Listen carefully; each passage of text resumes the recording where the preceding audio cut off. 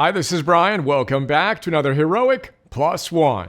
This morning I did my thing, dominating my philosopher mode protocol that featured a shorter 1,000-second meditation so I could get straight to work on creating content.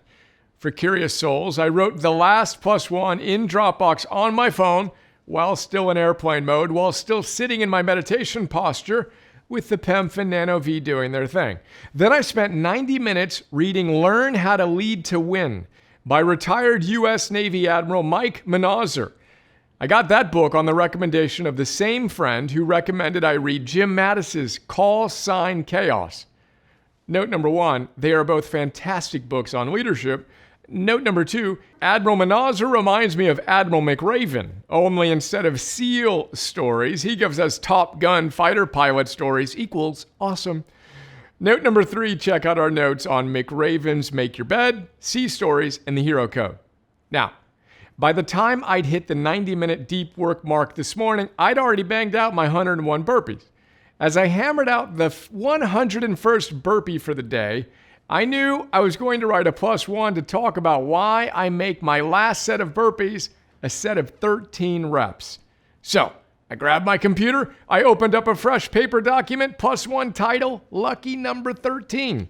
I was about to get to work then, Emerson bursted into my office with his joyful enthusiasm. So, I pressed pause on writing that plus one and focused my energy on what was important. Then, Emerson.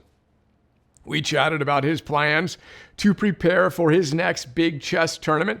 He won his division for the regional championships, and the national championships are exactly 51 days away. As I typed this plus one, exciting. We're focused on some fun, Lanny Basham-inspired Parenting Champions process goal targets, including playing and reviewing a certain number of games each day and solving a certain number of puzzles each day to prepare for that tournament.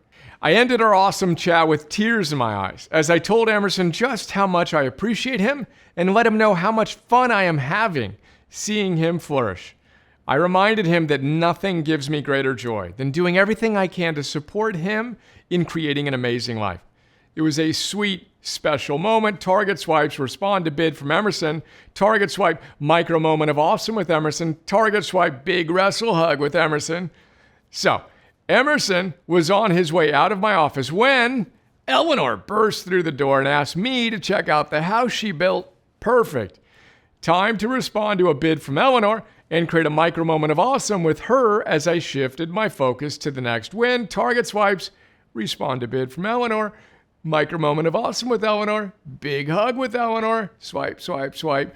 And I'm typing this plus one an hour later after breakfast, and we'll make that the focus of today's plus one. I'll come back to what I plan to talk about tomorrow, lucky number 13. For now, I'm reminded of Jim Mattis's wisdom from Call Sign Chaos. In a very different context, he makes the same point when he tells us, and I quote Mattis, a former boss, Navy Captain Dick Strato, who was held in the Hanoi Hilton for 2,251 days as a prisoner of war, had taught me that a call from the field is not an interruption of the daily routine. It's the reason for the daily routine. Of course, there are times when we need to be in deep do not disturb unless it's an emergency mode, and those bids from our kids and loved ones, they're not an interruption of the daily routine. They are the reason for the daily routine. Let's remember our soul force equation. Soul force equals energy focused on what's important now to the power of consistency.